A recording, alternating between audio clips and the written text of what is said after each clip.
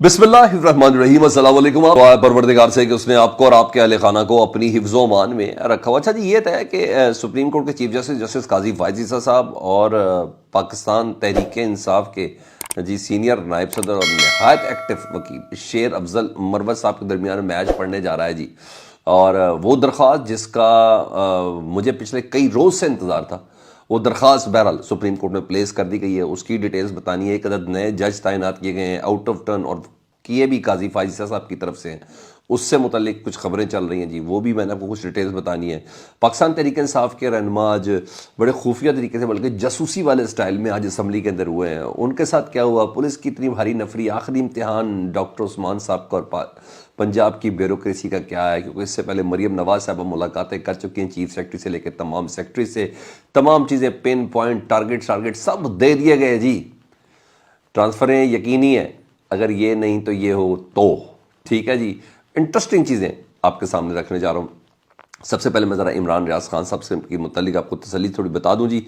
कल रात को उनको गिरफ़्तार किया गया और ये पता नहीं था कि रात को किस केस में उनको गिरफ़्तार किया गया। वो एक दो डाले भी नहीं थे, जुर्म इतना बड़ा था, 16 डाले पहुँचे जी। 16 गाड़ियाँ थी, 16-17 गाड़ियाँ थी, जिसमें कमांडोज भी थे, पुलिस कमांडोज अलहदा थे, एलीट कमांडोज अलहदा थे, सादा कपड़ों में एहलकार अलहदा थे। तो बहरहाल खुद ही वीडियो भी जारी की इमरान रियाज साहब की फैमिली ने। तो 16-16 मिनट की दोस्ती है, तो 15 मिनट की थी, और 15 मिनट वो घर के अंदर भी पुलिस वाले रहे, हालांकि इमरान रियाज को घर में बिठाने के बाद। और आज पता चला जी, अदालत में जब उनको पेश किया गया तो एंटी करप्शन के मुकदमे में वो उनको गिरफ्तार किया गया। झील का कोई ठेका था, कहा जा रहा था जी करोड़ का ठेका था, और वो कम पैसों में लिया। तो इमरान रियाज कहते हैं कि जी लास्ट ठेका 1.5 करोड़ का था, मैंने तो 4.5 करोड़ में दिया। लेकिन जब केस बनाने तो फिर ऐसा ही होता ना सर। कभी एंटी करप्शन की ऐसी रेडें देखी है, मैं तो परवेज़ लाई के लिए देखी है, और उसके बाद आज मैंने इमरान रियाज खान के लिए देखी है। या हाँ बस ठीक है, तो बुशरा बीबी के शौहर, साबिक शौहर तो वैसे ही पकड़े गए थे, तो वो केस बनाया गया। तो इमरान रियाज खान साहब के लिए सबसे ज़्यादा तशवीशनाक बात ये थी कि उनके वालिद और उनके भाई का नाम था।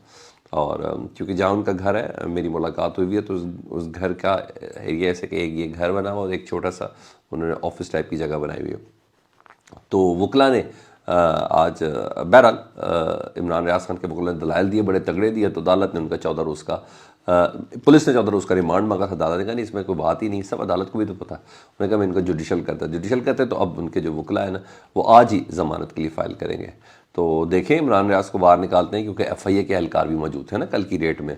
तो मेरे पास ये खबर भी है कि शायद अगली गिरफ्तारी उनकी FIA के अंदर डाल दी जाए। खैर, इमरान रियाज खान इन मामलों में बहुत पुख्ता ज़हन के हैं और उनकी नर्व्स बहुत मजबूत हैं।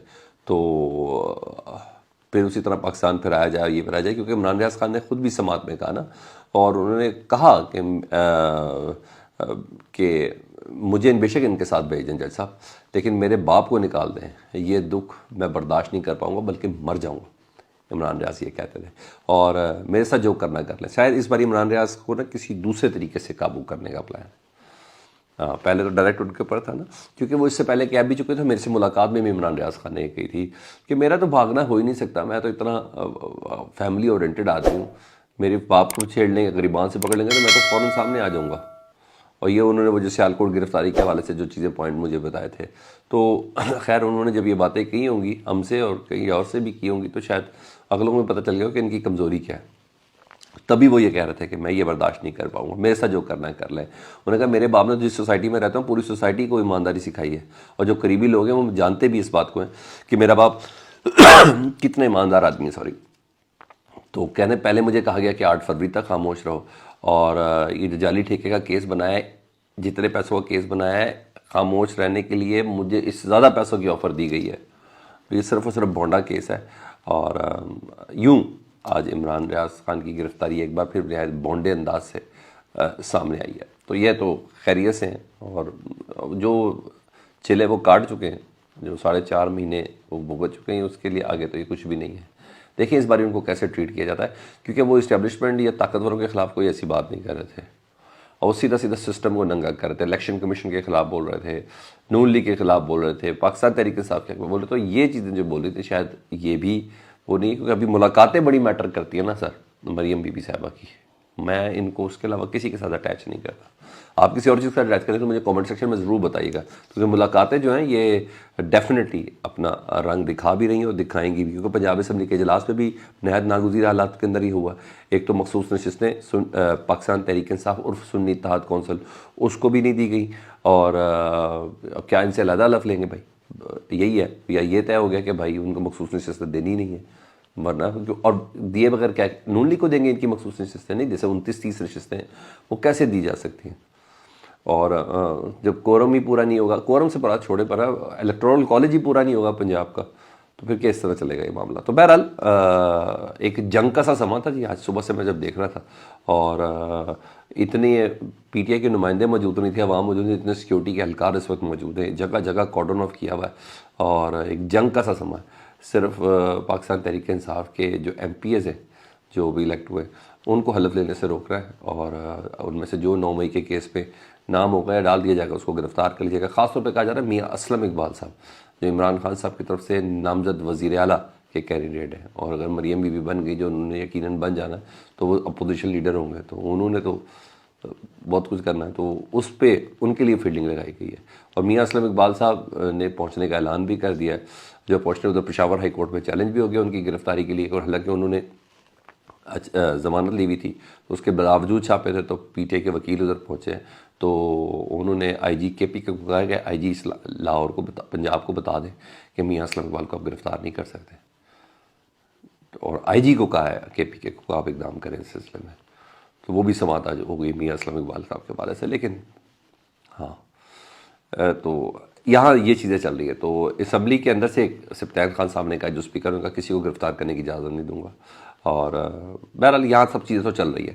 ادھر مریم نواز صاحبہ نے حلف اٹھانے سے پہلے جی بلکہ اسمبلی کا بھی حلف اٹھایا, وزارت اعلیٰ تو بہت دور کی بات, چیف سیکرٹری اور تمام سیکرٹریز کو انہوں نے بلوا لیا جی, اور مارکنگ کر دی گئی ہے ڈی سی کون ہوگا, کمشنر کون ہوگا, آئی جی کون ہوگا, ڈی آئی جی کون ہوگا, مکمل بیوروکریسی کی تبدیل ہونے کی جی میرے پاس اطلاعات ہے, مکمل طور پر بیوروکریسی تبدیل ہوگی. شاید اب دیکھتے ہیں آئی جی کو ان کی قربانیوں کو صلہ کتنا ملتا ہے, ڈی آئی جی کو ان کی قربانیوں کو صلہ کتنا ملتا ہے.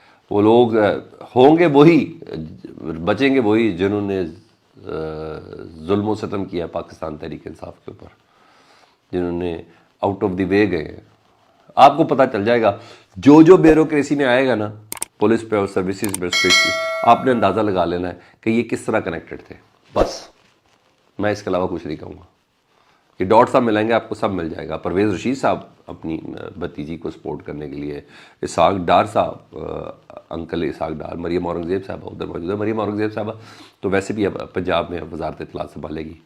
ہاں, عظمہ بخاری صاحبہ کو تھوڑی تکلیف ہوگی ڈیفینیٹلی, مجھے ایسا لگتا ہے. حق پہ ڈاکہ ان کے, جتنی خدمت انہوں نے کر ڈالی ہے نا نون لیگ کی, یہ بری بات ہے. بہرحال ٹیمیں تو اپنی ہوتی ہیں, وہ پتہ چل جاتا ہے کون کس پہ کتنا اعتبار کرتا ہے. یہ سب چیزیں چل رہی ہیں. ادھر چیف جسٹس قاضی فائز صاحب سے متعلق میں نے آپ کو بتانا تھا کہ ان سے متعلق کہ شیر افضل مروت صاحب نے نا عام انتخابات کے نتائج کے خلاف نا سپریم کورٹ میں درخواست دے دی ہے عام, اور مجھے حیران تھا کہ ابھی تک یہ درخواست گئی نہیں تھی نا, تو کافی دیر تھی, تو انہوں نے درخواست دائر کر دی ہے.